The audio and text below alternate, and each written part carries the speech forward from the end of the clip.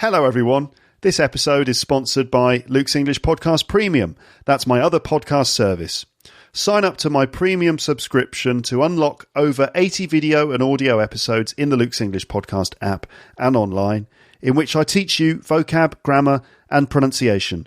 I upload new content each month. All episodes have a PDF with transcripts, tests and answers.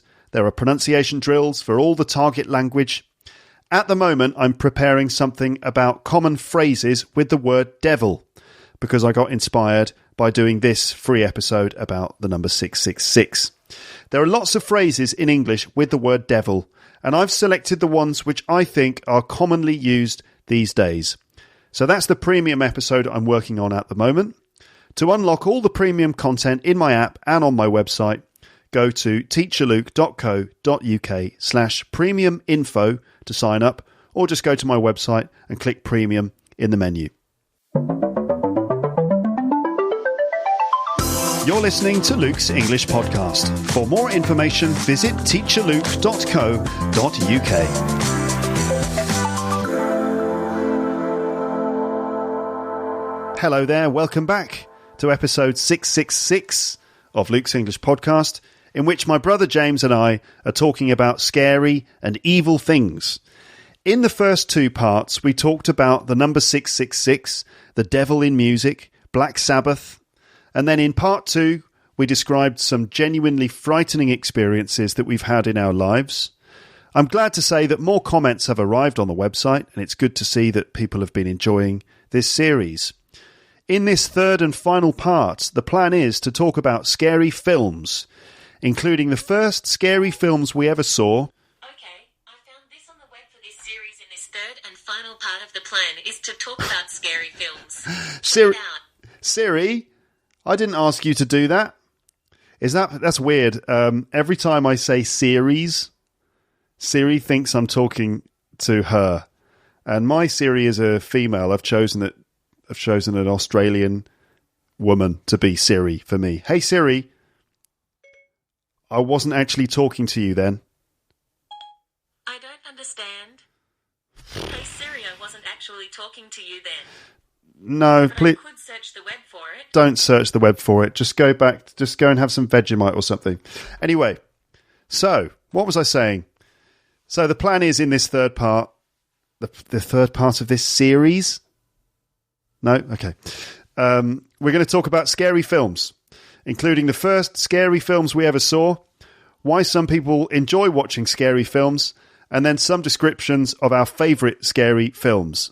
Now, I'm sure that not all of you are into films like this, but I hope that you can still enjoy listening to us describing them and talking about the effect that they had on us when we saw them.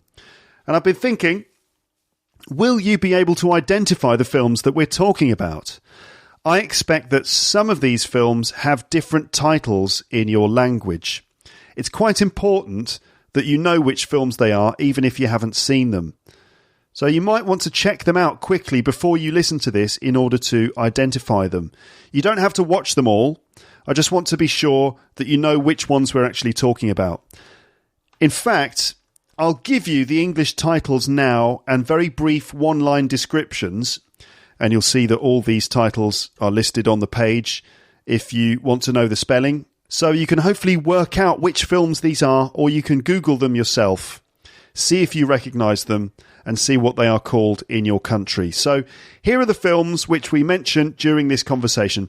Do you know which films they are, and do they have different titles in your language?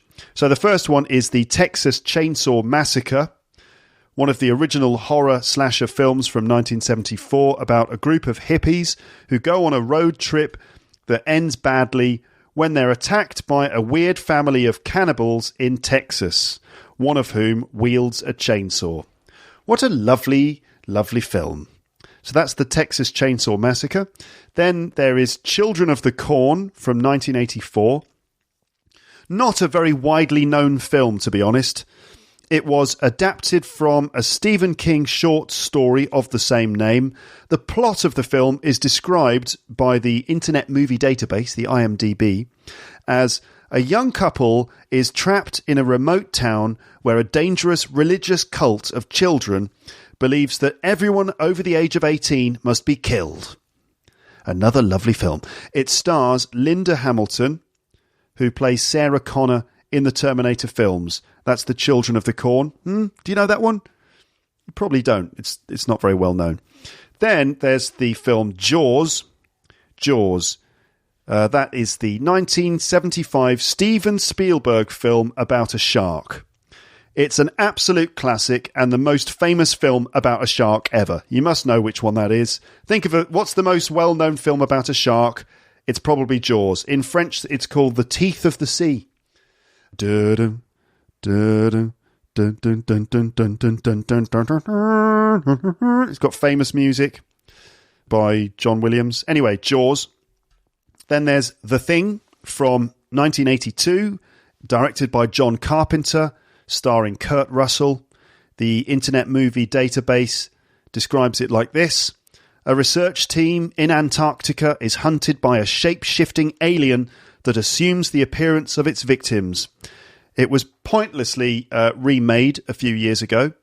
The 1982 version is definitely the best one. Amazing and disturbing visual effects. That's The Thing. Then there's Alien from 1979, the original Alien film, directed by Ridley Scott, starring Sigourney Weaver. That's the one with the xenomorphs, face huggers and stuff. You know Alien, don't you?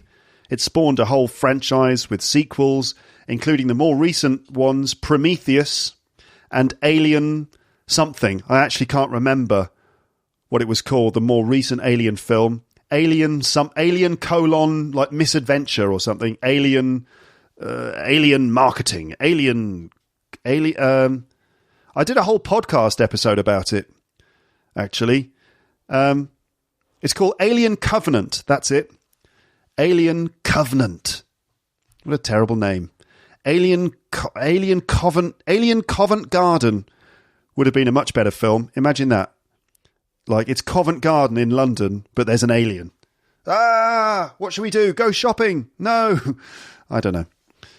Buskers are getting killed and stuff. Aliens in Covent Garden. That would be a brilliant film. Anyway, Alien. You know the one? Of course you do. There's also Evil Dead 2. Evil Dead 2 from 1987, directed by Sam Raimi, starring Bruce Campbell. The IMDb describes it like this. The lone survivor of an onslaught of flesh-possessing spirits hides in a cabin with a group of strangers while the demons continue their attack. Okay, and then there's Ghostbusters. You know Ghostbusters, surely. 1984, directed by Ivan Reitman, starring Bill Murray. 3 former parapsychology professors set up shop as a unique ghost removal service. Who are you going to call? Ghostbusters! You know, Ghostbusters. So those are the main films we talk about then. I hope you know which ones we mean. As well as the talk of films, there are a couple of other topics in this episode, including a story that James felt compelled to share with us from the business world of skateboarding about a skateboard with a famously controversial illustration on it. A picture of Satan in hell being evil. So a skateboard with a dangerous design, basically. That story is essentially about the power of superstition, I think. We also have a go at some armchair philosophy at the end as we consider the idea of whether humans have free will or not, and how this might affect the existence of evil in the world, and whether the existence of the devil can somehow confirm one's faith in the existence of God. If humans do bad things, is that because they're evil, or is there a more rational explanation for why people do bad things? Big questions, which we're not really qualified to answer, but we have a stab at it. Also, there's the legendary story of blues guitarist Robert Johnson from the 1930s, who, legend has it, sold his soul to the devil at the crossroads in return for amazing guitar playing technique and a mastery of the blues. The question there is, for what price would you sell your soul to the devil? So that's an overview of what's coming up. I say all that stuff just because it helps you to understand things. If you get a general overview, it'll help you understand the whole conversation. So I gave a warning at the start of part 1 of this. that you'd hear some weird and frightening sounds at some moments during the episode. I'd like to say that again now. You will hear some weird and frightening sounds at some moments in this episode, because we play some audio from some of those horror films, and of course they contain some frightening noises. So be ready to hear some banging or crashing sounds, some scratching and scraping sounds, ominous voices, the sound of a chainsaw, some screaming, and other disturbing noises. Okay? Apologies again for James's microphone cutting out a bit during the episode. I hope it's not too distracting for you. So if you are ready and prepared mentally, physically and spiritually and not feeling too sensitive, let's continue with the final part of episode 666. And here we go. Okay, let's talk about scary films, because scary films are scary and being scared is fun, especially in the context of just a entertaining film. Being scared makes you feel more alive, doesn't it? I was thinking about this when we started, talking about doing this podcast, and I was trying to work out why horror films are attractive. And thinking of the Texas Chainsaw Massacre, why would you watch it in the first place? I think that every time I see it, halfway through, I'm like, why am I watching this? The Texas Chainsaw Massacre. That's sort of my most favourite, or the scariest film that I think I've seen that I liked. I say liked, you know what I mean, had an effect on me. And I think it's because all the characters are desperate to live. And that's kind of comes over, you want them to live. They're desperate to live. They're clinging on to life, and they're in great peril, but they just want to stay alive. And that's like survival. That's what life is about. Life affirming. And it gives you a thrill to sort of be vicariously close to peril or fear or death. And we can go through some of those emotions, not to the full extent, but you can go through some of those emotions and then come out of it at the other end and the lights come on and you're alive and you're fine. But I suppose you do get a basic primal thrill from being scared, yeah. I think Mark Kermode, the film critic who we both like, and who's a huge fan of horror films, he says that basically being scared makes you feel more alive. It's a sort of life-affirming experience. And it must be some of the first ever films must have been horror films. I mean, it must go with the medium. Well, actually, the first ever film was the shot of a train coming towards the camera, and apparently the people in the cinema got up from their seats and ran because they were so scared by the. But it was they'd never seen film before, first of all, and the train coming towards them was so realistic that they had a very visceral reaction. And it's been said before, but the kind of the process of projecting a film is kind of ghost-like. It's similar to how they used to do ghost shows in the Victorian era. They used to project onto glass. Same thing that they do with what they call holograms now, which aren't bloody holograms. Limmy will tell you more about that. They're not holograms. They're projections onto like perspex or glass or something. And the kind of process of film is kind of quite ghostly, and you can you're projecting these images of sometimes dead people onto the wall, or people captured at a certain time. Yeah. There's some parallel there somehow between film and the idea of a ghost, of a kind of captured memory. The spirit, projected in the air, the light projected. It is the spirit, essentially. It's a sort of vision of the past that's brought into the present. Captured, like their soul has been captured and then... Yeah, a magic process. Yeah, it is interesting. It's spooky. Generally, cinema is spooky. But okay, scary films then. Shall we talk about some of our favourite scary films? You mentioned the Texas Chainsaw Massacre. Do you want to talk about that at all? Start with the first film. Let's start with the first time you saw a scary film, you personally. What do you remember? What first scared you? Well, I think the first scary film that we both saw was Jaws. Well, actually, I saw a horror film when I was a child. I saw two, actually, that disturbed me. Yeah, I remember this. Yeah. Same friend that had all those heavy metal albums and a load of Robert Crumb comics, I should point out. Very bad influence, this kid. He somehow when I was at his house, I saw some of Children of the Corn, which is a Stephen King adaptation. And I saw it again recently, and I can see why as a child it really freaked me out, because it's really nasty. And the music's kind of edgy and scary. The children are sort of demonic. It's a kind of horror film of like a kind of society of, I don't know what, they're country dwelling cult or something. I don't know. But they basically hack a lot of people up with scythes, which is, you know, quite a nasty implement as well. And I saw this as a child and it really disturbed me.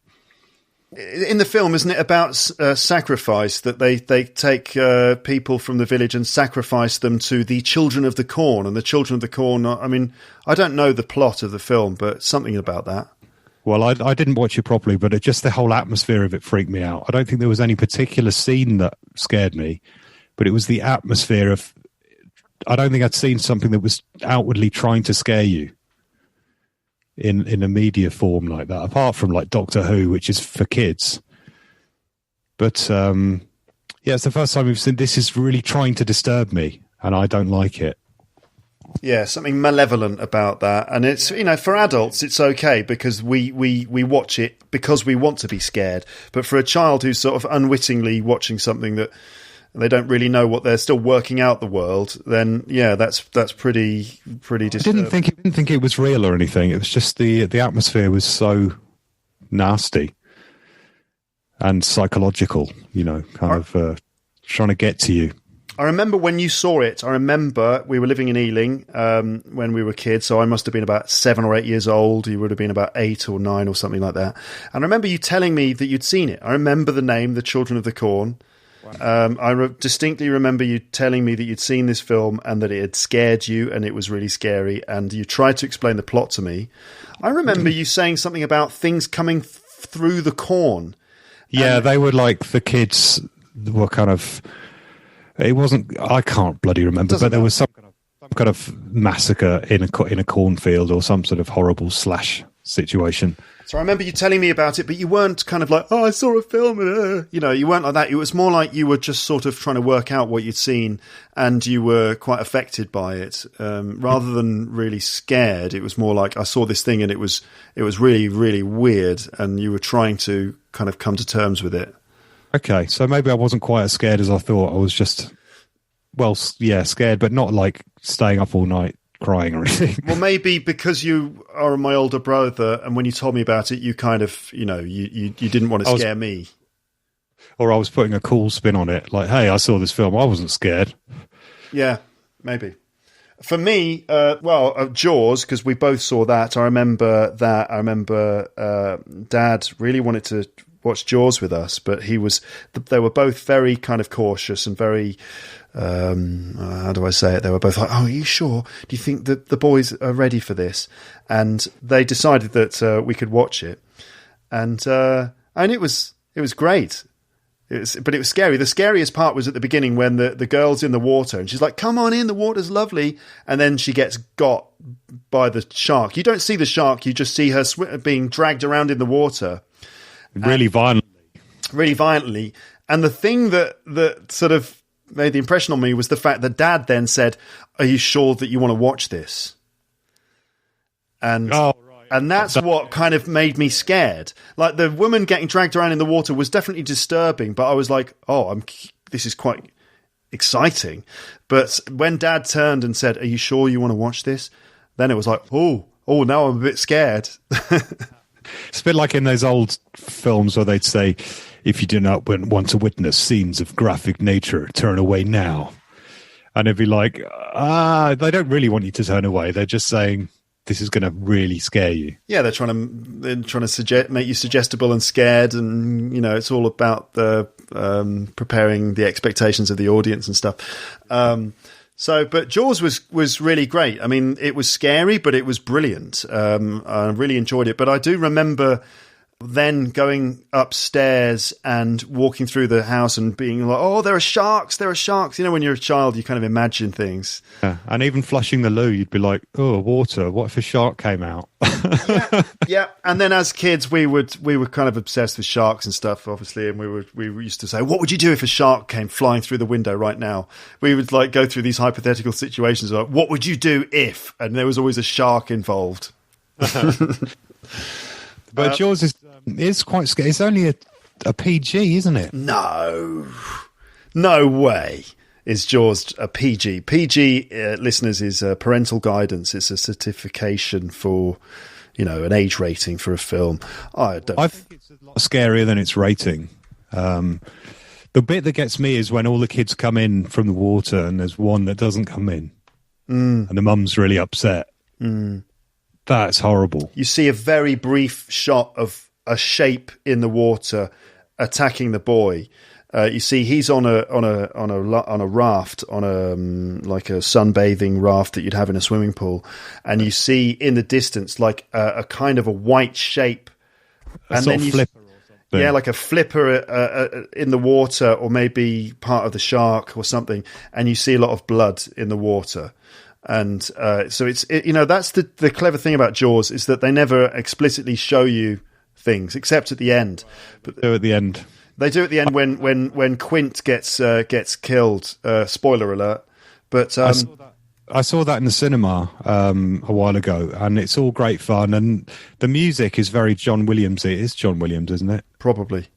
It's like very rousing all the way through, and it's like, here's the adventure bit, da da da da da, and they're all off to sea for an adventure, and then there's the peril bits, there's and then there's the famous theme of the shark, and then for the final scene where, what's his name, Quint, gets eaten, all the music just stops, and it's just silence, and all you can hear is like water, a shark like chomping its way up the boat, bits of wood breaking off, and his like fingernails like scraping down the deck as he like falls into this shark's mouth, and then him screaming in the way that he described earlier in the film. He talks about the sound of his fellow naval sailors, his fellow sailors during World War II, the Indianapolis, which is a famous boat that was torpedoed by a Japanese submarine, and it slowly sank, and all the guys on the boat had to jump into the water, and they actually got eaten by tiger sharks. And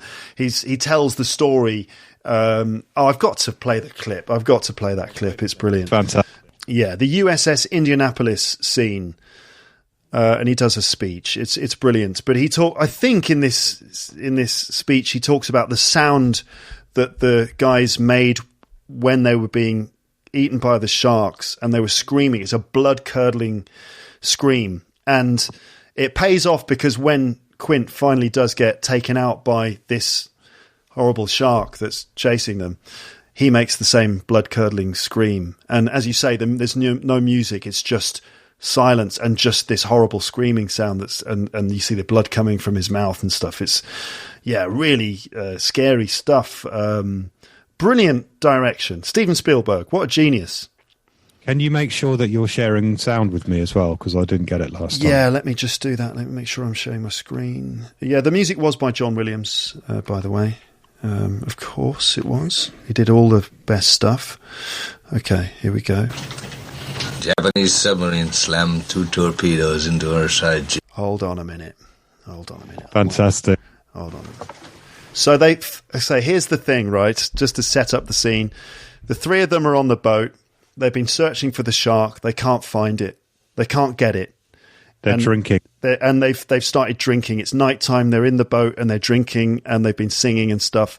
And then it all gets a bit serious, because they start comparing scars. And there's like a competition of like who's got the biggest scar. And then Quint tells the story of a scar that he's got, or he tells the story of when he was on the USS Indianapolis, and it was hit by a Japanese submarine, and this is what happens. Japanese submarine slammed 2 torpedoes into her side, Chief. He was coming back from the island of Tinian to Lady, just delivered the bomb, the Hiroshima bomb. 1,100 men went into the water. Vessel went down in 12 minutes. Didn't see the first shark for about half an hour. Tiger, 13-footer. You know that when you're in the water, Chief? You tell by looking from the dorsal to the tail. What we didn't know was our bomb mission had been so secret, no distress signal had been sent.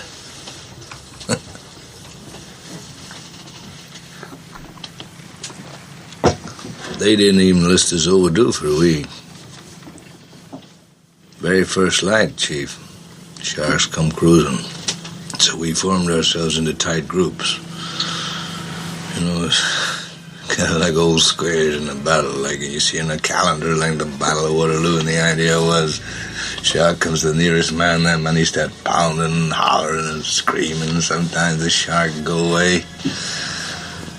Sometimes he wouldn't go away. Sometimes that shark, he looks right into you, right into your eyes.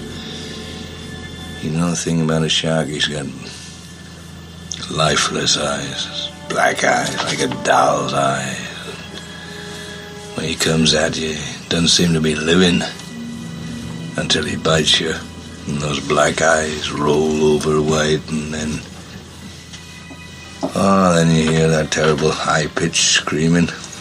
The ocean turns red, and in spite of all the pounding and the hollering, they all come in and they rip you to pieces.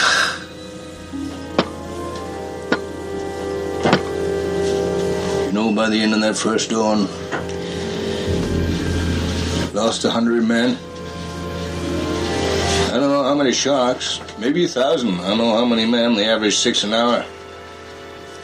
On Thursday morning, Chief, I bumped into a friend of mine, Herbie Robinson from Cleveland. Baseball player, bosun's mate. I thought he was asleep. Reached over to wake him up. Bobbed up and down in the water. It was like a kind of top. Upended. Well, he'd been bitten in half below the waist. Noon the 5th day, Mr. Hooper, Lockheed Ventura saw us. He swung in low and he saw us too. A young pilot, a lot younger than Mr. Hooper anyway. He saw us and he come in low, and 3 hours later a big fat PBY comes down and started to pick us up. That was the time I was most frightened, waiting for my turn. I'll never put on a life jacket again. So 1,100 men went in the water. 316 men come out. The sharks took the rest. June the 29th, 1945. Anyway, we delivered the bomb. Oh, dark at the end. Anyway, we delivered the bomb. But yeah, 11,000 men, 1,100 men went in the water and 316 came out. It's a true story, actually, that the USS Indianapolis, all the guys got eaten by sharks. Ugh. So Jaws, yeah, I mean, it makes our parents sound a bit irresponsible showing us Jaws.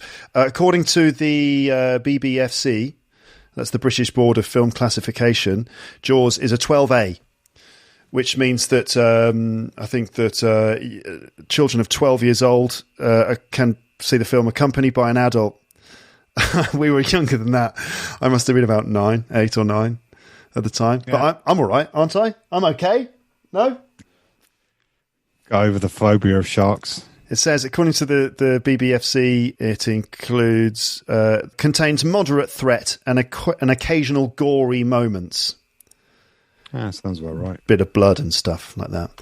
So Jaws, but then after Jaws, I mean, it wasn't until I was probably about 12 or 13 that I saw my first properly scary film, like an 18 rated film.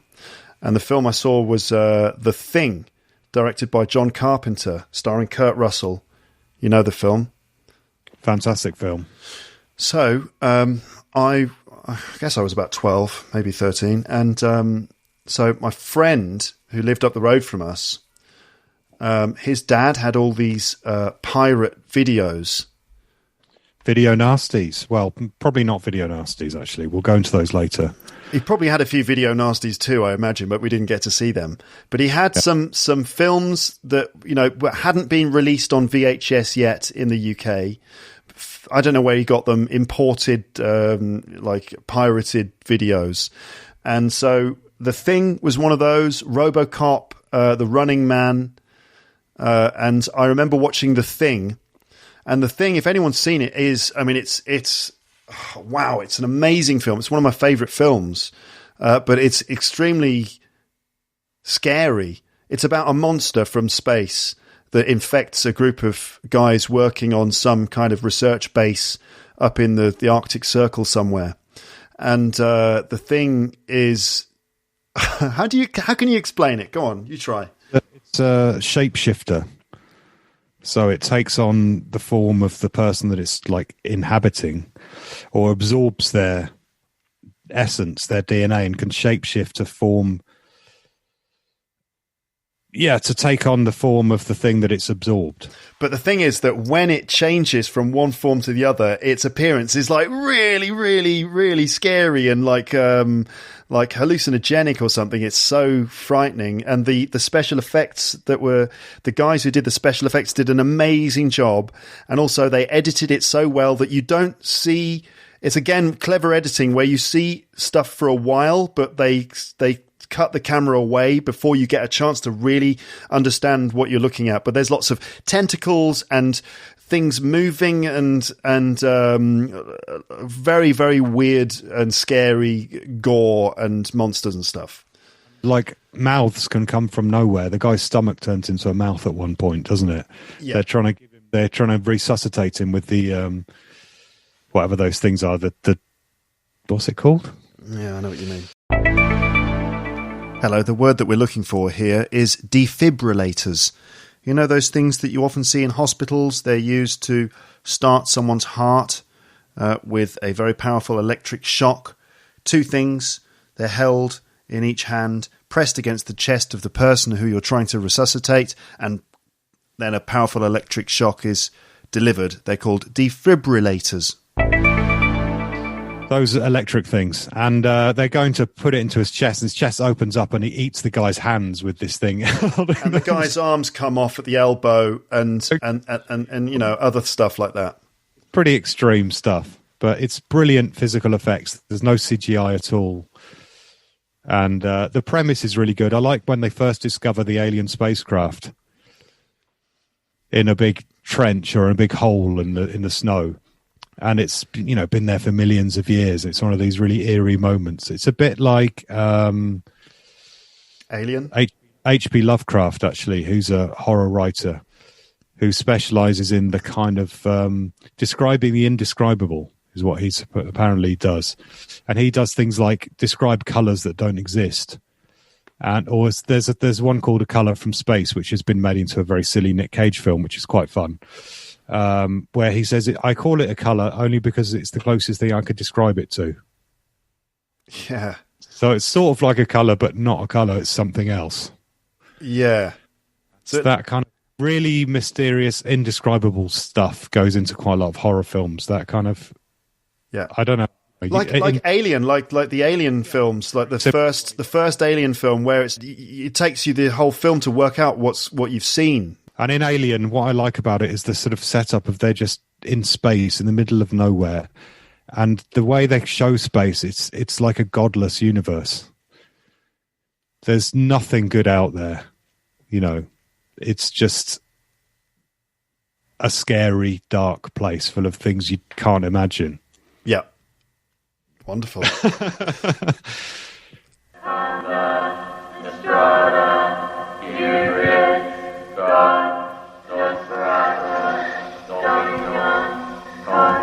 Four years ago, in this quiet forest, in this cozy cabin, something happened. Something so frightening. Something so deadly. Something so evil. We prayed it would never happen again. Now, from the creator of Evil Dead comes Evil Dead 2.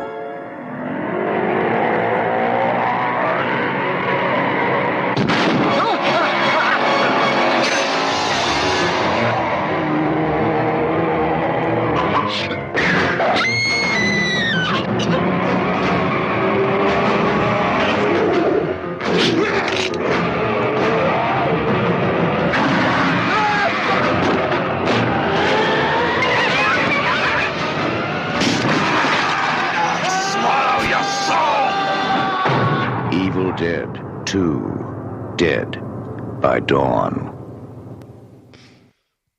Are you all right, listeners? That was the trailer for Evil Dead 2. And a 1987 American comedy horror, it says here on Wikipedia, film, directed by Sam Raimi. Sam Raimi later went on to direct the Spider-Man films, the ones with Tobey Maguire. Didn't he direct Ghostbusters as well? No. That's Harold Ramis, isn't it? Hello, I need to interrupt here again to do a little bit of fact-checking. So Ghostbusters wasn't directed by Sam Raimi or Harold Ramis, although Harold Ramis was one of the actors. He plays the part of Egon Spengler. Ghostbusters was actually directed by Ivan Reitman, and Ghostbusters actually had some pretty scary scenes in it too. It was actually a comedy. I remember that James and I went to see it in the cinema when we were kids. It's a comedy, but it had some pretty scary moments in it too. Like there's a bit at the beginning where the professors, the Ghostbusters themselves, first encounter a ghost, and it's an old woman looking at books in a library, and they try to approach it, and the woman turns round, and she turns into a really horrible, scary monster for a moment, and they run out of the library. And I remember that always used to give us a big scare, and we used to get very excited by that scene. So anyway, Ghostbusters, directed by Ivan Reitman. But anyway, Evil Dead 2 then. Yes, Evil Dead 2. Amazing film. Do you remember when you first saw that? Yeah, I first saw that on TV. It was there was like a zombie night on television it must have been 1998, I reckon. And I was in Liverpool in my university student house with all my student mates, my housemates. And it was zombie night on TV, and they showed some zombie films, including Evil Dead 2. Although Evil Dead 2 is not really zombies, it's possessed. It's like evil spirits that possess people. But so it's not zombies at all. But anyway, I watched that, and I thought it was... I didn't realise it was funny until about halfway through the film, and then I started to realise it was hilarious, and it was kind of almost like a Jim Carrey film or something, but with ridiculous levels of horror and gore. Very slapstick and lots of gross-out humour. Yes, that's right. It's probably got a different title in different countries and stuff like that. It's not a sequel. It's a remake. No, it is. The first 15 minutes are a remake of Evil Dead 1, and then the rest of it is a sequel to Evil Dead 1. So it just repeats the entire story of Evil Dead 1 in the first 15 minutes, remakes it, summarises it in 15 minutes, and then it carries on where Evil Dead 1 left off. But it pushes the comedy a lot more and the slapstick a lot more than in Evil Dead 1. Evil Dead 1 was more of a straight ahead, scary film about people in a log cabin in the woods being possessed by evil spirits. By evil forces. And it was very, very, very low budget. Evil Dead 2 is low budget, but even more so for the first one. Yes, that's right. And the thing about Evil Dead 2 is, well, what's the storyline? Can you remember? He's taking his girlfriend away for a romantic weekend in a log cabin, but I can't remember. Is it her granddad's cabin? I think it's the girl's. No, it's not. I think that it's not really fully explained. It's almost like they're trespassing in that he knows about this log cabin that's empty. He's decided to take his girlfriend there for a romantic weekend or something. But we don't know how they know it's there. It's just like they're saying stuff like, the people who own this cabin are going to be away for ages. Don't worry, it's fine. Yeah, well, it's not fine. Yeah. And but the log cabin is owned by a professor. It's quite a good premise, the way they summon the demon, because they find an old tape machine and they play it, and on the tape machine is a recording of the guy reading out from this book, the Book of the Dead.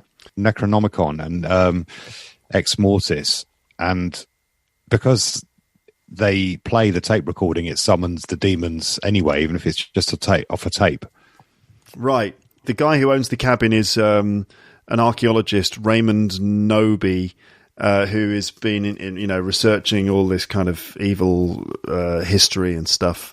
And yes, the Book of the Dead. He's managed to find the Book of the Dead, as you said, Necronomicon Ex Mortis.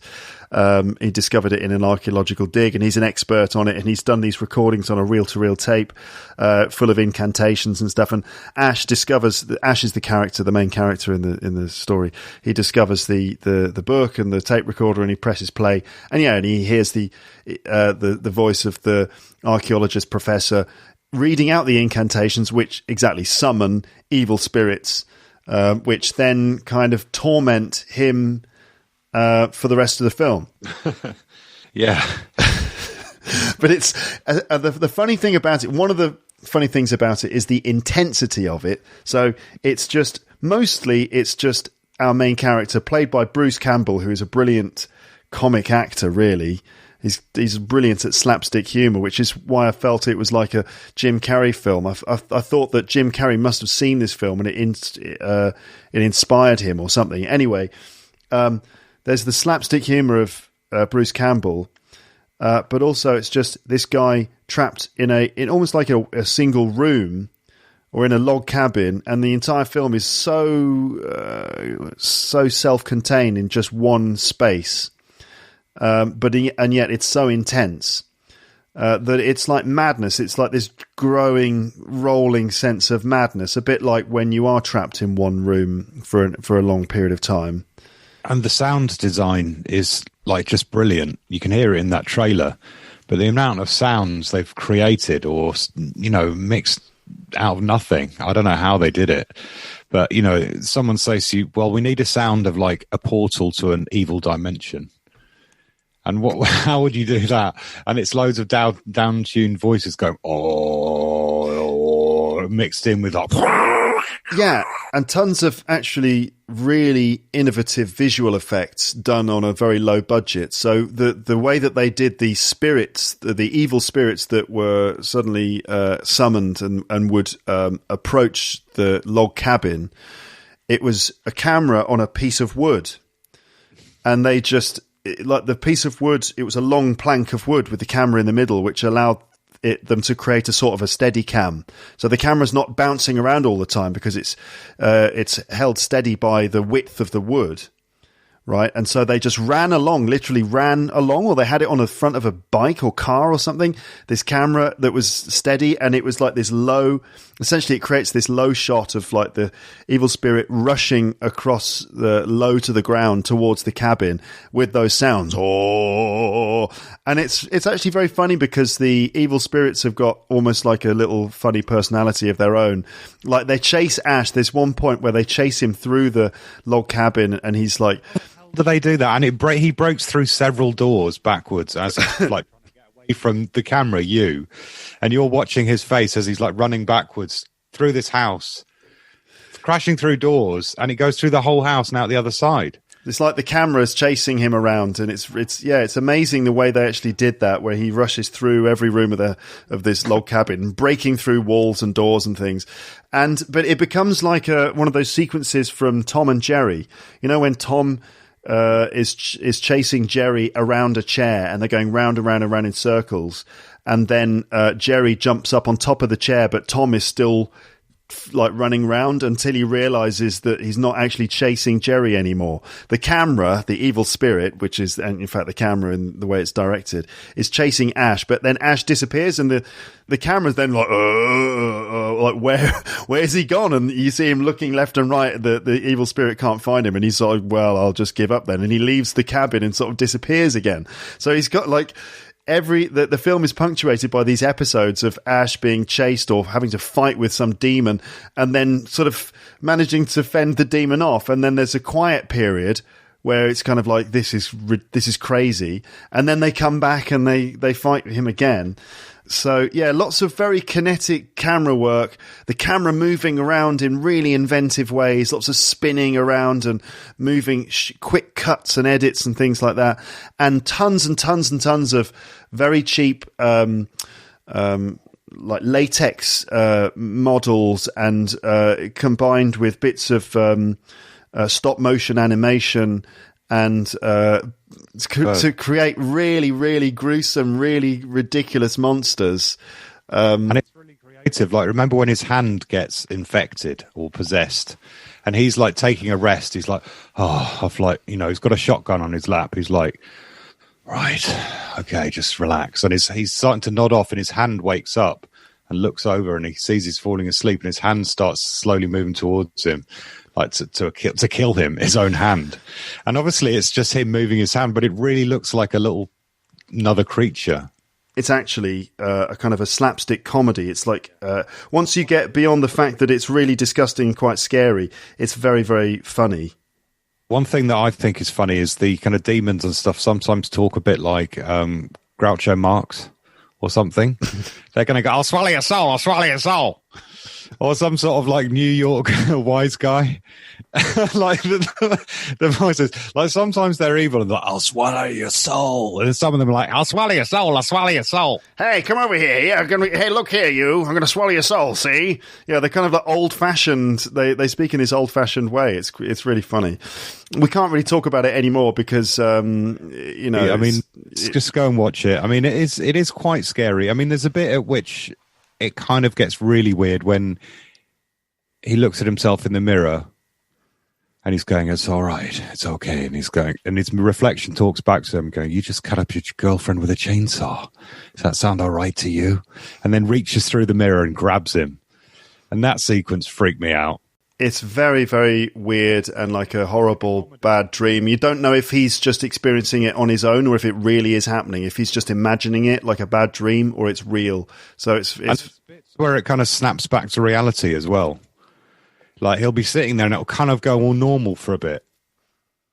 And then it'll go weird again. It's a very strange film. Yep. But good value, so we recommend the Evil Dead 2 if you like that kind of thing.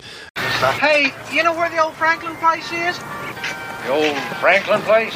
Yeah, it's an old two-story rock house and it's sitting up on a hill. I think you have to turn on that road back there, but I'm not real sure. Yeah, maybe I seen something like that up that way. Well, now look, you boys don't want to go mess around no old house. But those things is dangerous. You're liable to get hurt. We'll be careful. You don't want to go fooling around other folks' property. Some folks don't like it, and they don't mind showing you. Now, you wanted to talk about the Texas Chainsaw Massacre. Oh, God.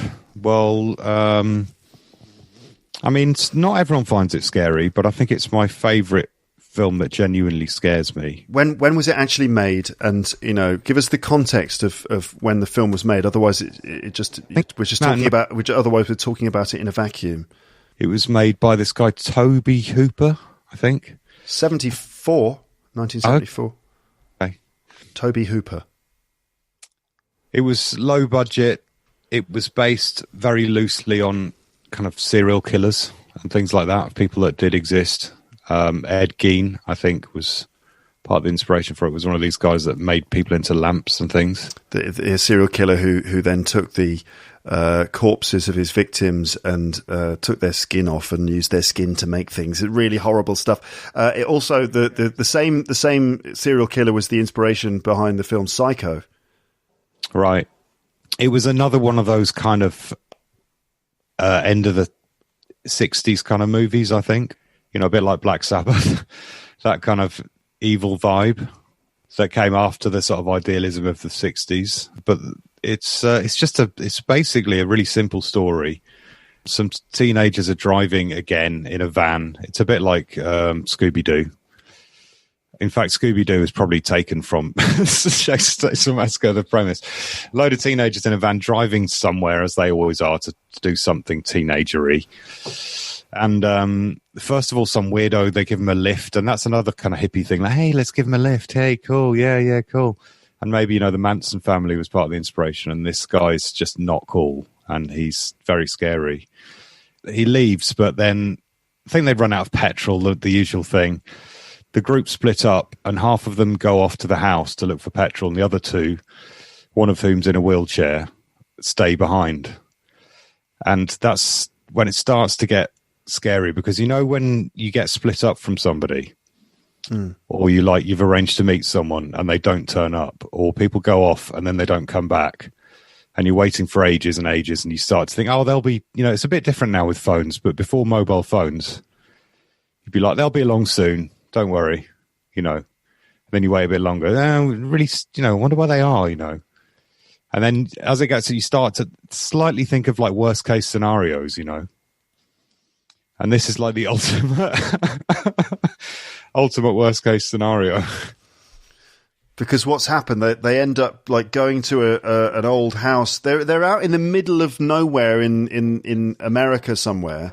You can guess from the title the kind of thing we're talking about. But basically, they end up at an old house, and they're like, we need to get some help from the locals, but the locals aren't friendly. Yeah, so I think we should play the trailer just to set the scene. This is another one where the sound design was really innovative for the time. Is this the trailer, or is this just some sound effects? I think this is some sound effects from the trailer. This is from the re-release trailer. It's not the original trailer, but it's got good examples of all the sound effects in here. And there's kind of things like bones and chicken feathers and, fly noises and just really creepy, horrible things that you don't want to go anywhere near. Atmospheric sound effects. Yeah, have a listen. Okay.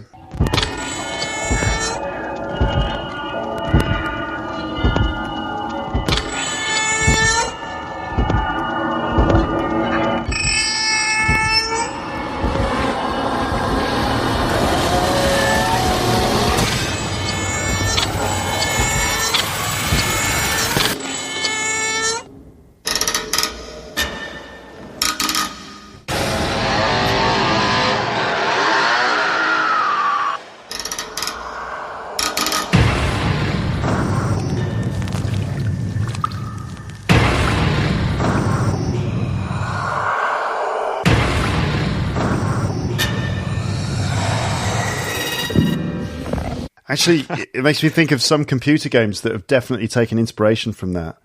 I think that's been a bit enhanced because it's a re-release thing. They've slightly boosted some of those, but all those are sound effects from the film. And when you see it, I went to see it. I think I might have said this on your podcast before, but went to see it in the cinema with a friend of mine on Halloween a few years ago. And the cinema was full, and I've seen it loads of times, but I don't think I've seen it in cinema before. It was an original print, so it was a 1970s print in the reel, being projected. So it's all grainy and crackly, and it's kind of very atmospheric because you're like, fuck, this is actually the original print from the time. And it makes it even more grimy in a way because the print's like jumping around and it feels like illicit somehow. And it was flipping terrifying. Like halfway through, halfway through the first really scary bit, my mate just turned around to me with a just look of just like, why are we going to see this? Because he was like, oh, I've never seen it before. I was like, it's quite scary. It's not that scary. You've seen 18s before, right? And he was not prepared for how full on it was. Because the thing about the Texas Chainsaw Massacre is that everybody knows the name, or certainly people of our generation, we all know the name. It's like a well-known name. And yet people don't necessarily know what the film is really like. So I expect a lot of people went to the cinema going, hey, let's go and see the Texas Chainsaw Massacre. Yeah. But it's actually a really gritty, genuinely disturbing and scary film. It's not one of those kind of... it's not like one of the 80s. It's not like one of those horror films from the 80s, a slasher film like the Freddy Krueger movies or Jason or something like that. It's a lot more serious and dark than that. They're just sort of like these sort of cannibalistic rednecks that live in a farm somewhere. It's not like supernatural or anything. Yeah, it's just humanity gone wrong, and unfriendly people who live on their own in the middle of nowhere, and they've gone wrong. They've gone bad. Oh, it's making me feel creepy just thinking about it. I mean, there's a few bits that I won't. It's very nasty, and the thing is, though, you don't actually see that much actual stuff happening. It's mainly cutaways and clever cuts, basically. And you think you've seen things that you really haven't seen, but it's Sorry, we've talked about gory, disgusting stuff like The Thing and Evil Dead 2 and all that stuff. But really, the most effective horror films are the ones that work on your mind and don't necessarily show you explicitly the horrible stuff, but they just sort of let your mind do the work. Yeah, I mean, one of the worst bits in Texas Chainsaw Massacre for me, there's a few really bad bits that are small details. Like, she's kind of gone through it a lot, one of the main characters, and she gets sort of half rescued, and she thinks she might be safe, but she's not sure. And the sheriff guy goes off to, like, get help or whatever, but he leaves her on her own with the door open of this cabin, and there's something just really scary about this empty door. Like, you don't know if that guy's going to come in any second and just kill her. Yeah. And it's just an empty door, and like there was sounds in the cinema of people going, "Oh," you know, that's mainly girls, I have to say, but there were a few involuntary noises going on, like "Oh God," and things like that throughout the film. Yeah, it's not like in one of those fun modern jump scare movies like Paranormal Activity, where people are like, kind of giggling, and it's like, you know, that kind of scary. Instead, it's genuine. People are genuinely disturbed, like, oh God. And there's another bit right at the end where she's just about to escape, and she's trying to get into this truck, and her leg's broken, and she can't get into the truck. And it's like, that was one where people were losing it in the cinema, just going, "Oh God," you know, like. Yeah, the horror of you're fucking scary. You're running for your life. You're trying to climb into the back of a truck in order to save your life, but because your leg is broken, you can't get in, and you keep falling over and trying again and again. Meanwhile, there's a guy with a chainsaw somewhere down the road who is coming. It really is the stuff of nightmares. I mean, every time I watch it, halfway through, I think, why am I watching this? What is wrong with me? Why am I doing this to myself? And I thought that, I mean, there was times where I don't have much hair left, but I could feel it standing on end, you know, like it's a physical feeling. Yeah. And I suppose that's why we do it. It's computer games now. That's all that stuff, all those things that were done in, for example, the 70s horror films. They've all been taken and put into computer games, like the Resident Evil series. Resident Evil 4, I think, was the one that introduced people with chainsaws that would come rushing towards you, and it's really really scary in the game. Very well designed games now that sort of use those cinematic effects in the game. Brilliant, exciting games. I feel creeped out just thinking about the Texas Chainsaw Massacre. Yeah, it's really disturbing and dark because it's because the group of kids, or they're not really kids, they're like teenagers or whatever, they're all hippies and they're all into flower power. Hey man, it's like let's go to the lake and we'll go camping at the lake. And then it's the same thing that you said about Alien. It's basically a godless universe. And that's a good point. It is a kind of a bit like, you know, all these hippie dreams you've got, well, they don't stand for shit, boy. Yeah, because there are dark pockets of humanity out there. There are dark forces out there that you can't understand or control. Sleep soundly. Sleep well. Sleep well, everybody. Have nightmares. Get sleep paralysis. If you do wake up in the middle of the night and you're frozen in bed and you can't move, but you feel like there's someone there, don't worry. You've just got sleep paralysis. Or there is really an evil spirit standing over you and using dark magic to prevent you from moving and opening your eyes. It's either one or the other, you know. Yeah, we're not going to speculate. Well, it's time for my skate diversion now, right? Okay, so this is. Let me say this. So you were adamant that you needed to include this story about skateboards. Okay, so those of you who are long-term listeners will know that James is a skateboard enthusiast. You're into skateboarding, and so you need to do this story about skateboards. So I'll just let you tell the story. Go ahead, skateboard story. Have you got the clip at the ready? I have got the clip at the ready. Do we not need to give some detail about the clip before we listen? All right. So this is a clip from a documentary called The Man Who Sold the World, but that's sold as in SOULED. Shoes. As in your soul, you know. Oh, I see. Man Who Sold the World. Also a David Bowie song. And it's a documentary about a period of skateboarding in the early 90s and late 80s, early 90s, where a small group of companies basically took over the entire market in a very short period of time, in like 1 or 2 years, and completely kind of crushed Powell Peralta, Vision, and Santa Cruz in terms of sales and sort of, you know, market dominance at a time where they were selling lots of skateboards, and it was quite big money enterprise. But it was a kind of slightly anarchistic company, well, very anarchistic company that kind of, the reason they were so successful is they kind of didn't do everything that everyone else did. So it's kind of also a bit of a business story, because a lot of people are into that these days, kind of disruption, they call it. Disrupt the market and you come out on top. So you switch everything up, change all the rules, which is, you know, can be used for evil. But this is a story about a skateboard graphic drawn by Mark McKee, who was one of their main artists, and their graphics were a really big part of skateboards. The picture on the bottom of the skateboard. It's a really big deal. It's like a whole sort of, even though as soon as you get it, you scrape it off and it's ruined. But that's kind of part of the appeal as well. You know, they're supposed to be temporary, and they are kind of, you know, they used to be all screen printed, which is quite a labor intensive process. They're really beautiful objects. If you don't skate them, they last forever. You know, screen printed skateboard is just a work of art. Anyway, this is about a graphic. So with that said, let's play the clip. We're just two nerds, like, just drawing all day long. People always used to, you know, you guys are a pussy company, you just do cartoons, you're not hardcore like us. And I look at their boards and what is so hardcore about, like, a skull? You look at a pus-head graphic and go, who cares? Like, well, that's scary, that's not evil. And so I'm talking to Mark and go, man, let's make something that is truly evil.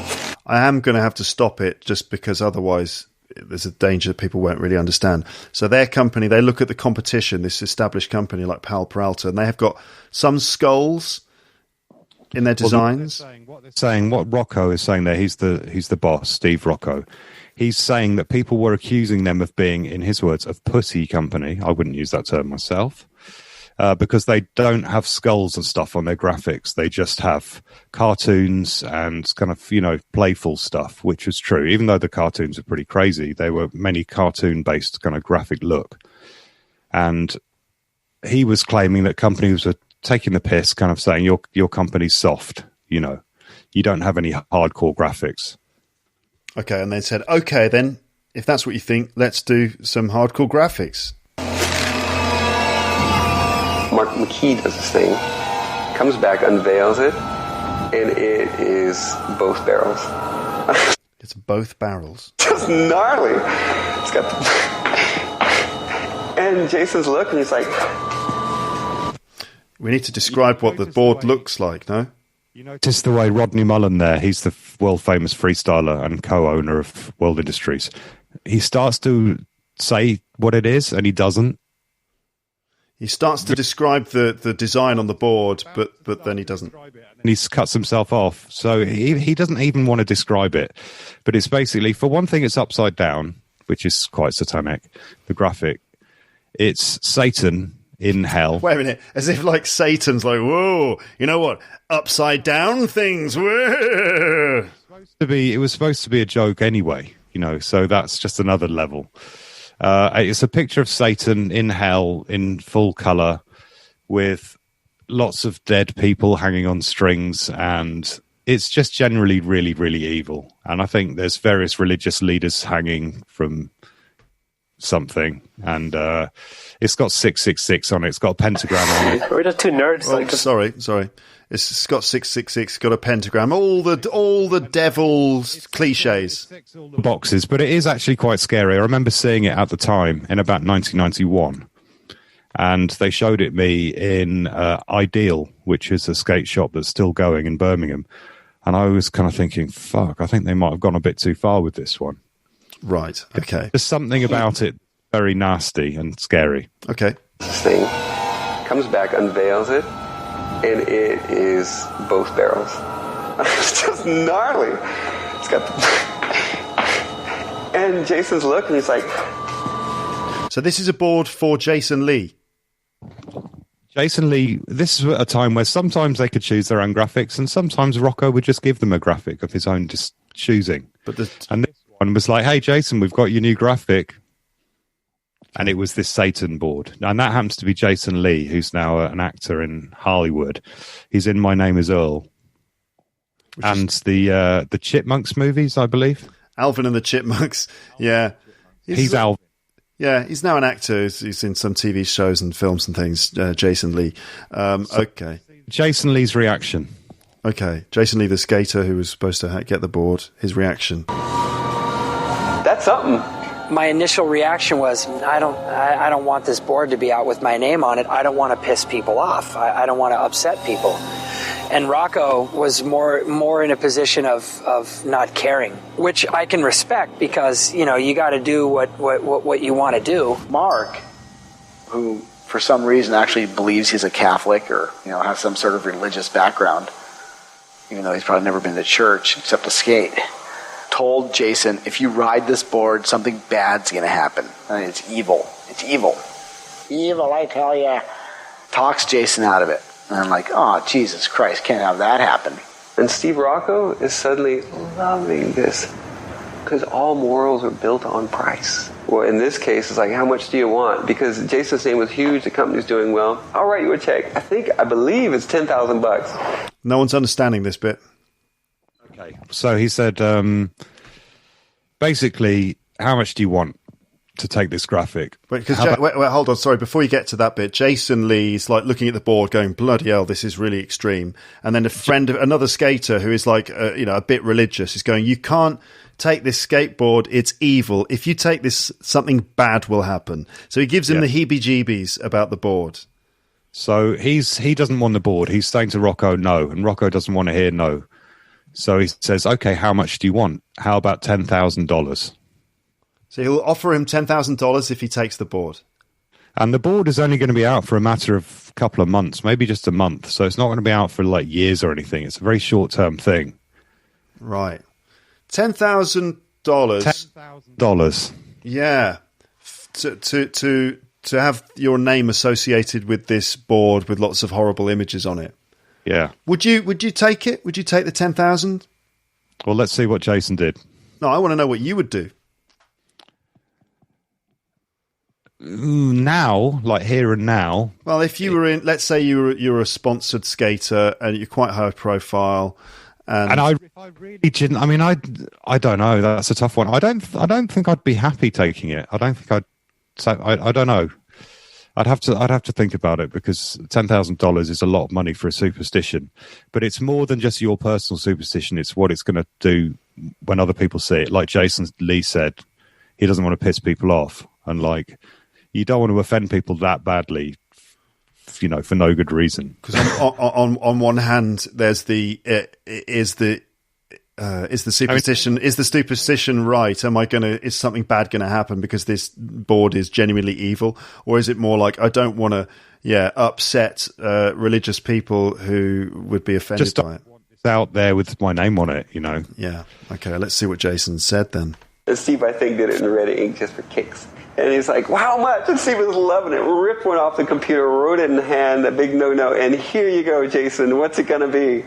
Oh, man. Are you serious? $10,000? Oh, that was so much money to me. I took the check, and it's funny, too, because Rodney tried to talk me out of it, too. I don't know if he said that, but he did. He said, "It's not good, Jason. It's not good. You shouldn't do it. You shouldn't do it." Devil kills me to say Mark would be the angel's role, but that would be his place in a sense. Like, don't do it in that sense. And so you got these guys tugging Jason so hard, in many ways the most influential people in that part of his life, and Jason took the check. That was one of those. Jason what? Took the check. Oh, so he did take the check in the end. Listening. Okay. Moments where Mark was being very serious, and he said, "If you're not into it, don't do it." And so it was nice to hear him say that, because that's when I was able to say, you know what, I actually don't feel good about it, and I never really did. So we drove back, and I gave Rocco the check back, and it pissed him off. I'm like, oh my God. I'm like, what are we going to do? We've already got the graphic. We're already making the stuff. Nodis wanders in, sees the graphic, and I go, "Hey, Nodis, you want that graphic?" And I never thought of it for Nodis, because people always believe, like, Nodis, Satan, backwards, even though it has nothing to do with that. And so I thought it would be a good word for me to have. Right, so there's another guy another skater called Natus or Nardus.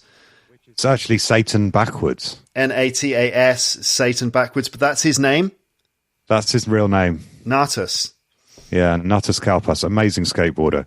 But like he says, they weren't even thinking of him for it because it was kind of too obvious. And Natus used to get shit from people claiming that his name was Satan backwards, but it's really just some sort of European or German name or something. Just a coincidence. And so when he walked in, he said, "Yeah, I'll take it. Yeah, okay." It's even better, really, because it's got Natus, Satan, on the graphic. So it's really funny, like Jason Lee was like really deliberating, like really thinking, struggling. It's like the most difficult decision of his life. And then Natus is like, "Yeah, I'll have it." Yeah. And they put it out an ad. I remember when the ad came out, they printed the graphic on, and it just wrote underneath, "These are jokes, folks. Seriously, these are just jokes." Kind of as a get out clause, kind of to say, please don't take this too seriously. So then where do we end, James? Because this is maybe the longest thing we've ever done. Let's do the free will thing then. So free will. You want to talk about free will, but why do you want to talk about free will at the end of this episode, all about evil stuff? There's this theory that's going around at the moment in the scientific community that basically, when you think about it, there's no such thing as free will. And so how does this relate to evil in the world? If that was true, there's not really such a thing as good and evil, right? I mean, if you don't have a choice, I mean, if everyone's just playing out their own little program, then evil is a concept that's made up by us rather than something that's tangible. Well, wait a minute. Without free will, there's no such thing as morality, really, I think. But let me explain what I mean by no such thing as free will. Everybody is following a path, basically the path of least resistance.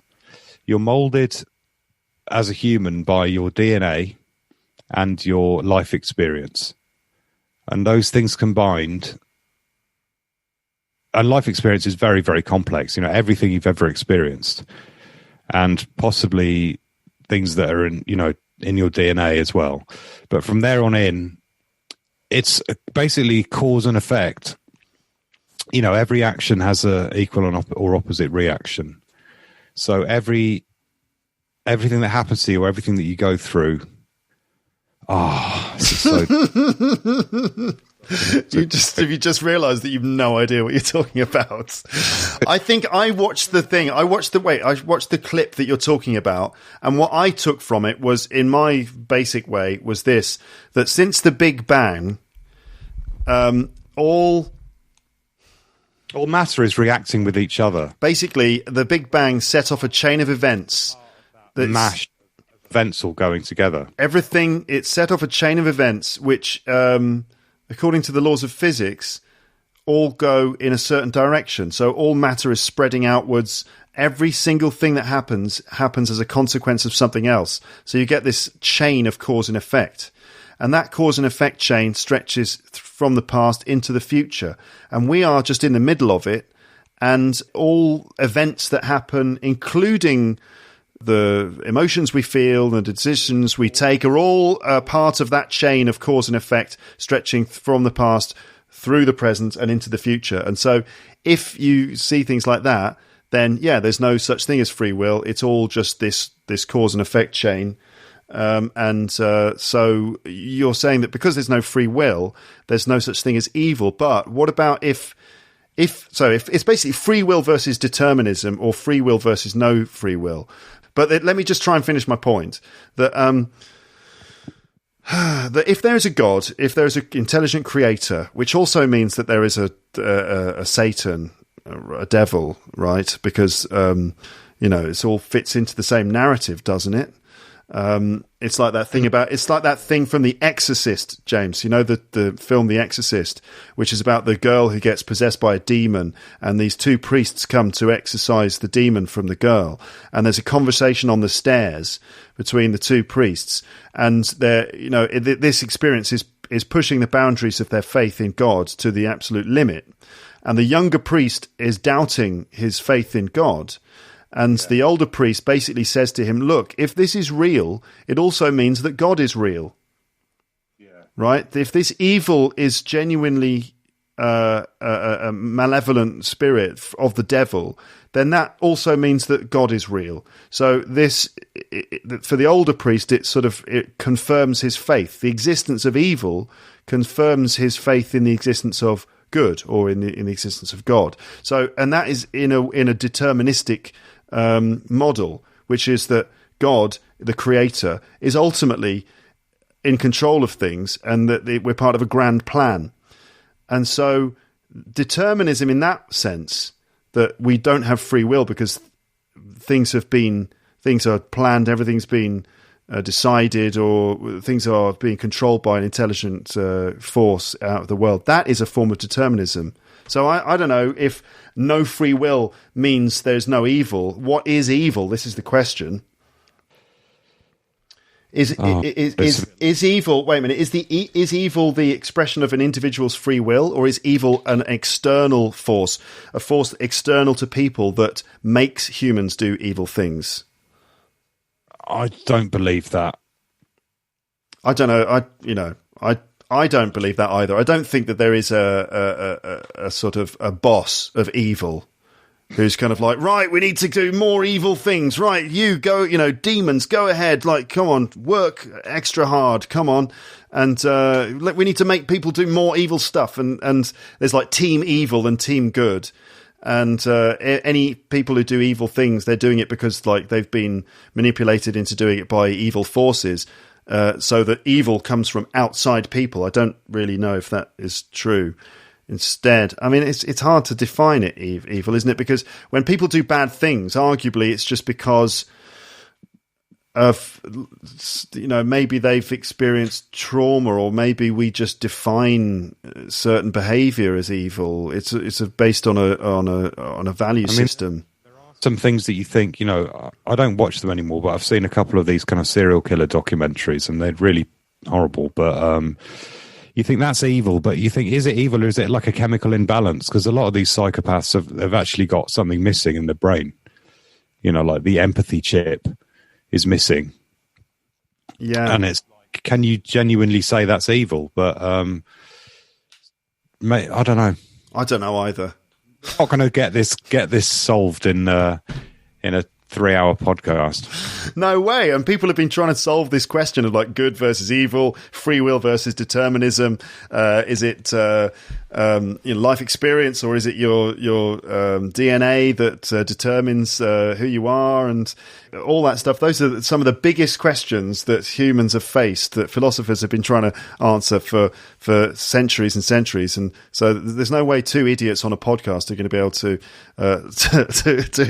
sum it all up in a minute. Is there such a thing as a soul? Is there such a thing as a soul? Well, yeah, I've got a couple of soles on my shoes. Does that count?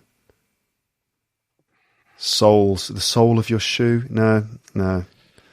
I mean, would you sell your soul for rock and roll? Well, we haven't done that. We didn't talk about that. The story of Robert Johnson, the blues guitarist who, legend has it, went to the crossroads and sold his soul to the devil. That apparently before he did that, he was a mediocre player.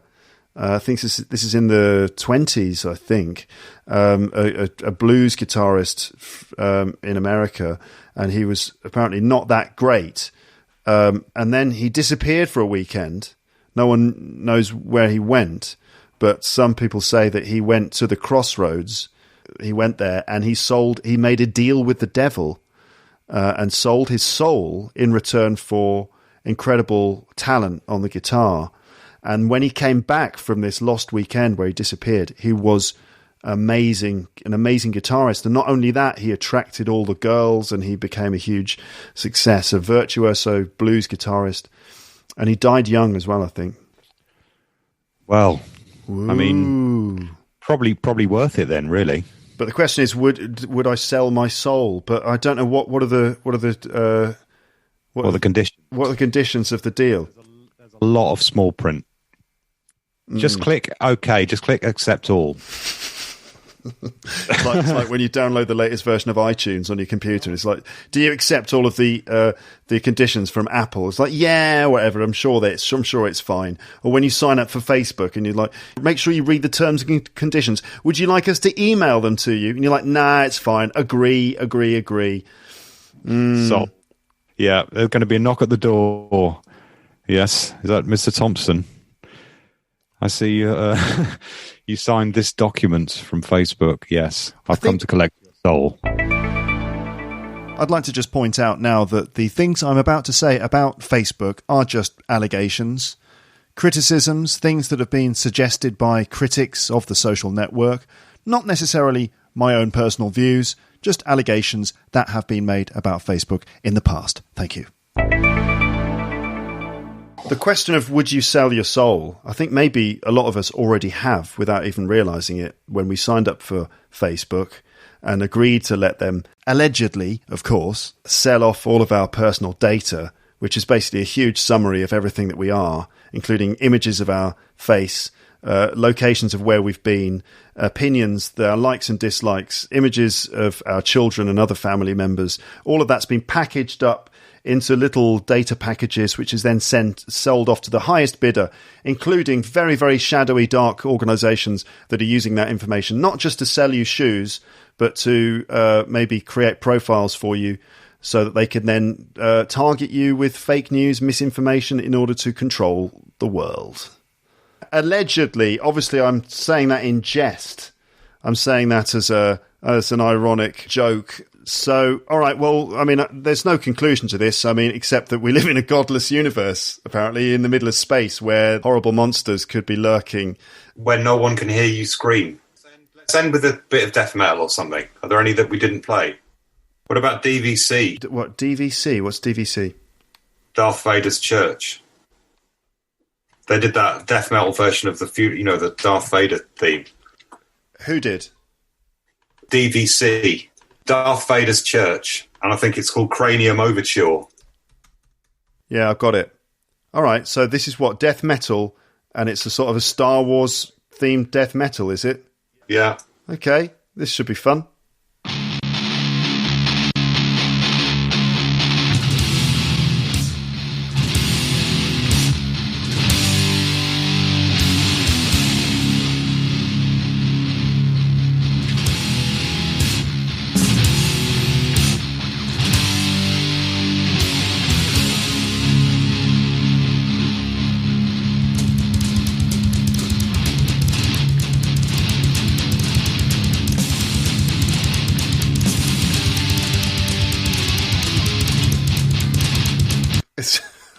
It makes me laugh. Death metal, I can't listen to it seriously. I just find it so funny. What about Dead by Dawn by... Deicide? Deicide, yeah. Deicide, Dead by Dawn, all right then. You know what, though? I should just say thank you, James, for being on the podcast. That's all right. It's a long one, isn't it? Yeah, it's a really long one. But that's all right. The people who are into it will be into it. Otherwise, never mind. It'll be okay. The people who don't want to hear it, they will have dropped out long ago. But it's been interesting. It's been fun. I've enjoyed telling the scary stories and talking about some of our favourite scary films and music and stuff. I hope that everyone's all right and not too disturbed. Everything's okay, ladies and gents. It's all right. Turn the lights back on. You can turn the lights on now. It's not scary with the lights on, is it? No, you know, in the middle of the night and feel a bit scared for no reason. And then you turn the light on. It's like, oh, it's not scary at all. That's just my coat on the back of a chair. Have you ever had that? Yeah, seeing figures in the doorway and it's just your jacket. Yeah. Yeah, happens all the time. Well, let's just play Deicide, Dead by Dawn, just for a bit of light entertainment at the end of the episode. But anyway, James, thank you very much. And to all the listeners, yeah, take care of yourselves and stay healthy. Otherwise, bye. See you next time. Bye.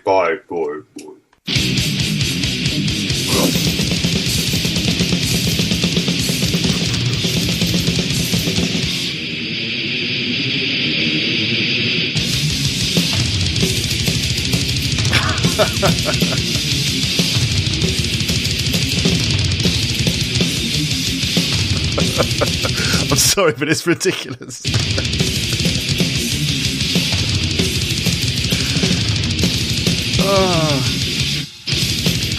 It's that bit of silence.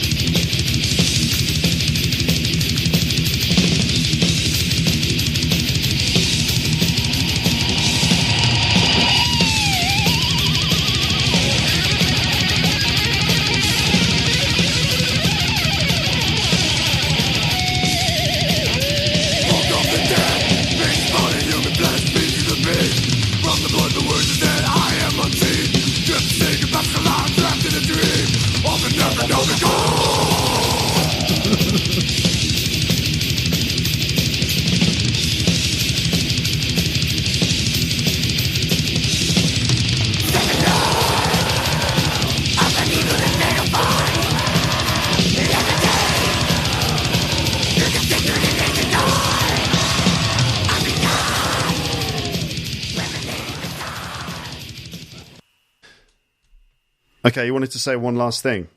Yeah. Is it rolling? Yeah. It's quite cool he's talking about the Necronomicon in that song and, like, Evil Dead stuff. Oh, from Evil Dead 2, the film. Yeah. But one thing I wanted to say is I think if Satan is present in music, I think it's not likely to be in death metal. I think it's more likely to be in contemporary pop. Right. There's that Bill Hicks thing. Yeah. What's the Bill Hicks thing? Bill Hicks thing is like, you know, people say that the rock and roll is the devil's music. And he's like, well, if it is the devil's music, at least he's got the good tunes. Let's leave it there. Okay.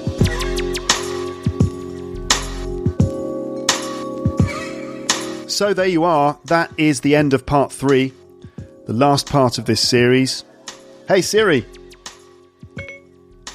did you enjoy listening to Luke's English podcast today? I can't do that. You haven't installed the latest podcast app. What are you talking about, Siri? I've got loads of podcast apps on my phone. You're just saying that because I don't have the native Apple Podcasts app on my phone. I deleted it because I use other ones. Oh dear. So, there you are. That is the end of part 3, the last part of this series. I hope you're not too traumatised by all this. There is also some bonus audio for this episode in the app. If you want more, check out the bonus audio in the app. There's actually bonus audio for this one. There's the bonus audio for part 1 as well.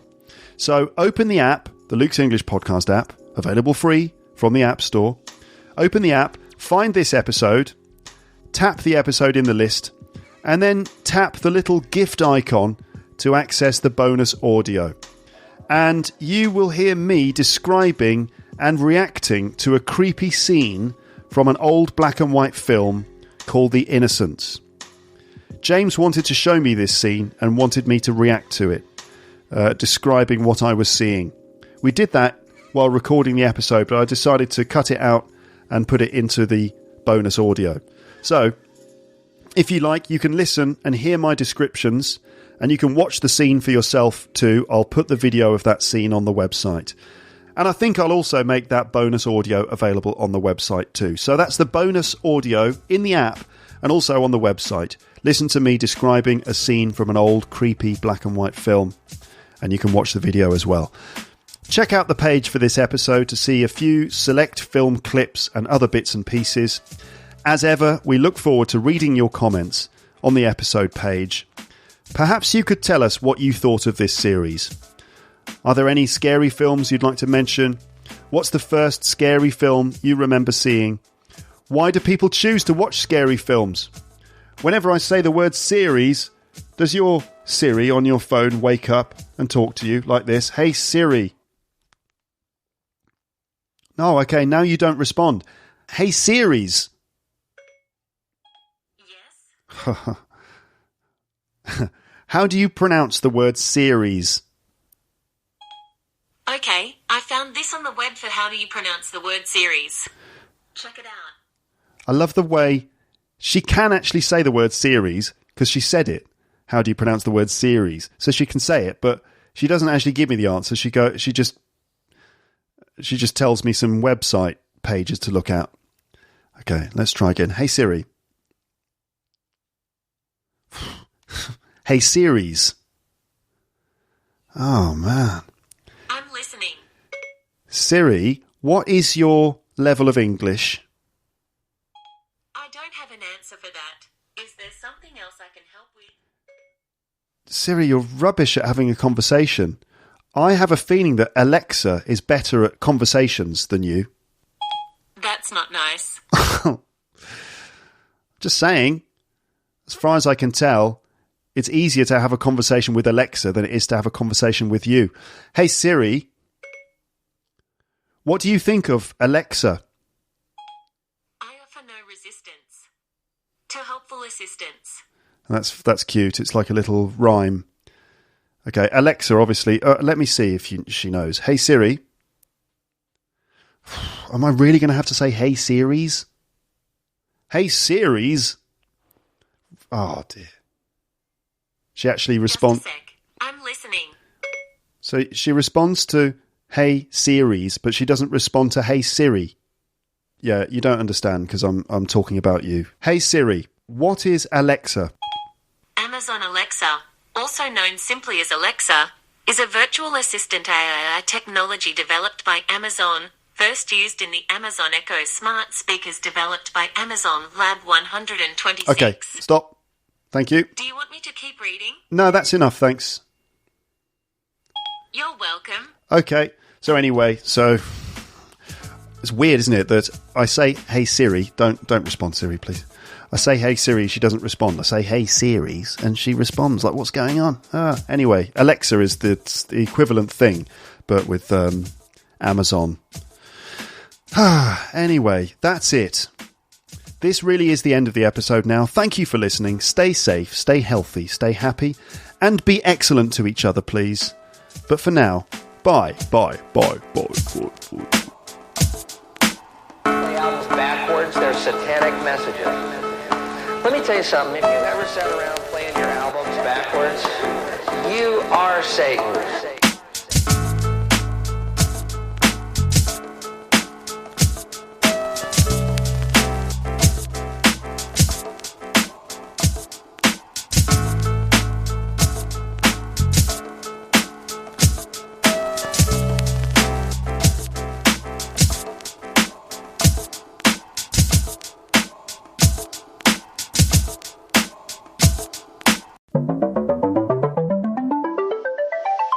Thanks for listening to Luke's English Podcast. For more information, visit teacherluke.co.uk.